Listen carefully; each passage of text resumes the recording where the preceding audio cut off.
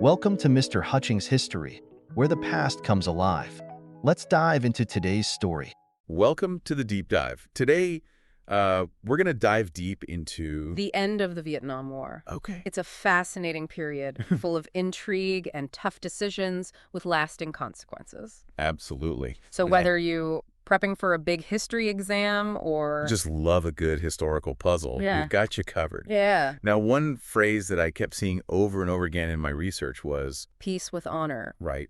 Coined by President Nixon. Yes. Sounds pretty good on the surface. It does. Almost inspiring. But was it ever truly achievable? That's the million-dollar question. You see, Nixon was caught in a political pressure cooker back home. Yeah. The anti-war movement was gaining serious traction. Demanding an end to the bloodshed. Right. And he also had to navigate the Cold War chessboard. And avoid the perception that the U.S. was abandoning South Vietnam. Yeah. Talk about a tightrope walk. That's where Vietnamization comes in, right? This idea of gradually handing off the fight to the South Vietnamese army. You got it? Yeah. ARVN. But something tells me it wasn't quite that simple. You're catching on quickly. Vietnamization had a built-in contradiction. Okay. The U.S. was decreasing its troop presence, Right. trying to appease the public's desire for peace, Mm-hmm. but simultaneously escalating the war in other ways. How so? It's almost like trying to put out a fire with gasoline. Well-intentioned, but ultimately counterproductive. Okay, that's quite the visual. You're talking about the expansion into Cambodia and Laos, Exactly. trying to cut off those supply lines along the Ho Chi Minh Trail. Precisely, Nixon authorized bombing campaigns. Even sent in ground troops, hoping to disrupt enemy operations. It was a gamble, a calculated risk that sadly backfired. Yeah, The region was further destabilized, and those actions had tragic consequences, both on the ground and back home. like the Kent State shootings. A stark reminder that even when a war is winding down, its impact can be felt thousands of miles away. Yes. And then there's the Christmas bombing campaign of '72. That wasn't just some minor operation, right? No, not at all. Officially known as Operation Linebacker 2. The Christmas bombings were a brutal air campaign, Okay. targeting Hanoi and Haiphong. Essentially North Vietnam's industrial heart. Wow. Nixon's goal. Forced them back to the negotiating table. Break the stalemate in the peace talks. So, did it work? Well, yes, but at a horrifying cost. Civilian casualty. Widespread destruction. Yeah. A grim illustration of the true cost of peace with honor. So, amidst this backdrop of escalating conflict and diplomatic deadlock, We have Henry Kissinger stepping onto the stage. He's often called the architect behind Nixon's Vietnam policy. What does that really mean? Kissinger is where things get really interesting. Okay. He was a believer in realpolitik. Okay. Think of it like this. Imagine playing a game of chess. But on a global scale, that was Kissinger's world. Wow. He was always thinking several moves ahead. Prioritizing national interests above all else. So morality took a backseat to achieving strategic goals. Sounds like walking a very fine It is. and potentially dangerous. Line. You could say that. Kissinger as Nixon's national security advisor? Wasn't afraid to make tough calls. Right. He saw the bigger picture. The Vietnam War. It wasn't just a regional conflict. It was a piece in the larger Cold War puzzle. A proxy war between superpowers. Vietnam caught in the middle, Exactly. and Kissinger, with his realpolitik mindset. Saw an opportunity. What was that? He believed he could use the rivalry between the Soviet Union and China to the U.S.'s advantage in Vietnam. Okay, now we're talking about a high-stakes game of global chess. How does that work? It's all about leverage, Kissinger wanted to drive a wedge between those communist giants. hoping to weaken North Vietnam's position in the peace talks. It was a bold strategy, It was. and it led to one of the most significant diplomatic overtures of the 20th century.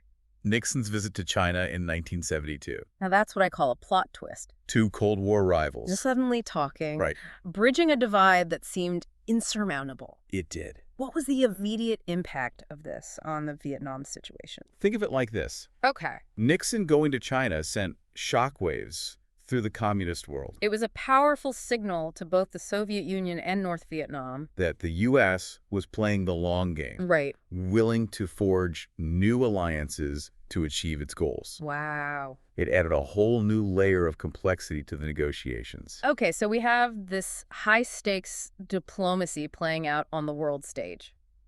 But meanwhile, the fighting in Vietnam continues. Right. And in 1973, we have the Paris Peace Accords.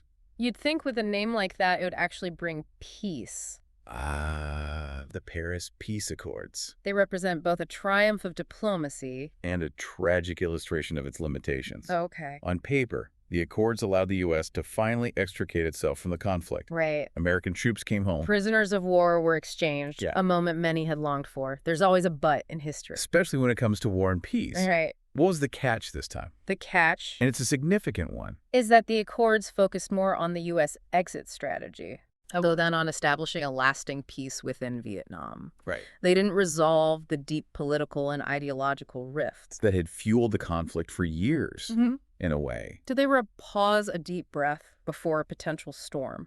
And, like you said, tragic limitations. Because the fighting didn't really stop, did it? Unfortunately not. The ink was barely dry on the Accords before clashes erupted again. Between North and South Vietnam. Wow. Imagine the hope. Followed by such bitter disappointment. Yeah. It's heartbreaking to consider how many Vietnamese people On both sides. just wanted the fighting to end to rebuild their lives. To go back to your chess analogy. It's like the major players agreed to a draw, but the pawns on the board were still locked in a struggle for survival. That's a powerful way to put it. And tragically, the very real human costs of this conflict continued. Real. And see, to truly understand the Paris Peace Accords. We have to look beyond the documents themselves Okay. and hear the voices of the Vietnamese people. You're saying there's a missing perspective here? Absolutely. For instance, while some in South Vietnam saw the Accords as a betrayal. A sign that the U.S. was abandoning them. Right. Others clung to the hope of a negotiated settlement. A chance to determine their own fate. Okay. And in the North, there were those determined to reunite the country. Under communist rule by force, if necessary. So many different viewpoints, so much complexity. It makes you realize that even with something as seemingly straightforward as a peace agreement, Right. there are layers upon layers of interpretation and consequence. Exactly. And sadly, in the case of Vietnam, those consequences ultimately led to the fall of Saigon in 1975. Yeah. This wasn't just a military defeat. It was a symbolic and emotional blow to the United States and had ripple effects throughout the world. It shattered America's image of invincibility on the global stage, didn't it? It did. After years of involvement, Yeah. massive expenditure. And countless lives lost. The U.S. couldn't secure a peace with honor after all. The Vietnam War, especially its chaotic and heartbreaking end. Left an indelible mark on the American psyche. Right. It forced a reassessment of U.S. foreign policy. Eroded public trust in the government. And sparked a national dialogue about the limits of American power. It's almost impossible to overstate the war's legacy. And part of that legacy is how we as a nation... continue to grapple with the Vietnam War even today. We do. How do we make sense of such a complex and painful chapter in our history? That's where the study of history Of historiography. becomes so important. Okay. It's not just about knowing what happened. But about understanding how different perspectives shape our interpretation of the past. I see. The Vietnam War in particular has been examined and re-examined. Through various lenses over the years. Okay, so walk us through those lenses. How have historians' views of the Vietnam War evolved over time? Well, one school of thought Often called the orthodox view. emerged in the immediate aftermath of the war. Okay. Historians like Arthur Schlesinger Jr. Saw U.S. involvement as a tragic error. A misguided attempt to fight communism in a region where we didn't fully grasp the complexities on the ground. So from that perspective, the fall of Saigon, even the Paris Peace Accords themselves? Were almost inevitable outcomes of a fundamentally flawed approach. You could say that. But then in the 1960s and 70s, A new wave of historians. the revisionists Okay. challenged that view. How so? They argued that the Vietnam War wasn't just a mistake. Okay. It was a deliberate act of U.S. imperialism. An attempt to maintain global dominance and contain the spread of communism? Right. Even if it meant propping up corrupt regimes. So a much more critical view of U.S. motivations and actions. Absolutely. Historians like Gabriel Kolko, Argued that the U.S. was driven by self-interest.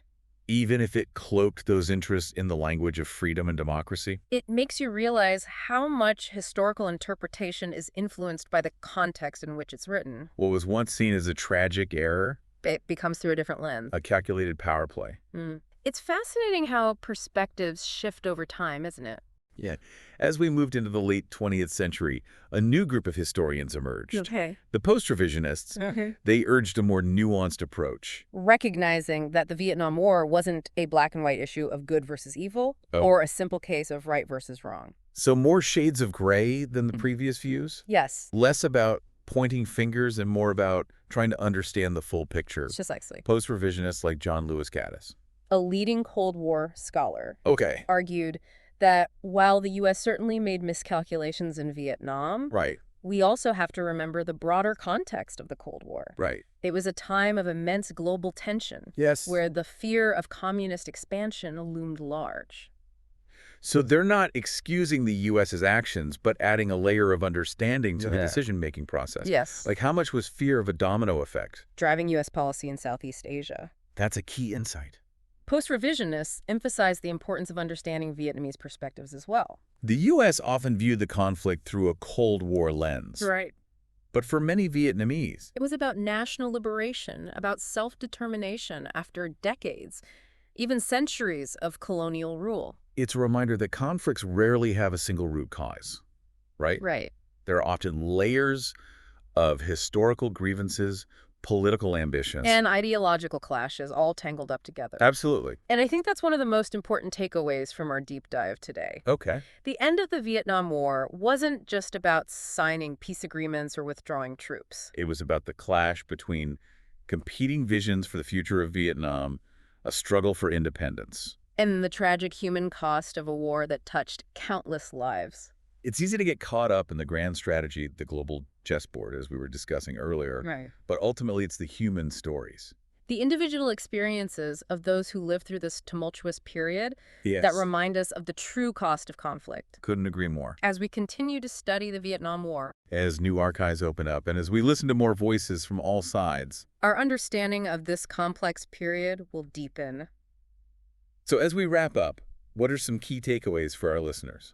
What can we learn from this deep dive into the end of the Vietnam War? I think it's crucial to approach history with both curiosity and humility.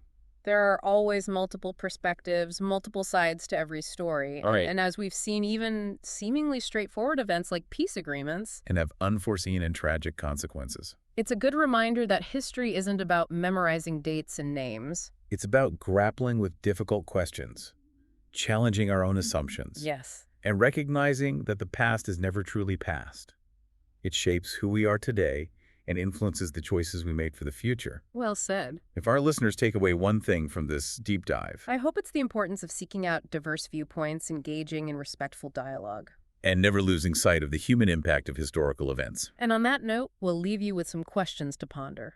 How should we remember the Vietnam War? What lessons can we learn not just about the past, but about navigating the complexities of our own time? Thank you for joining us for this deep dive into the end of the Vietnam War. Until next time, keep exploring.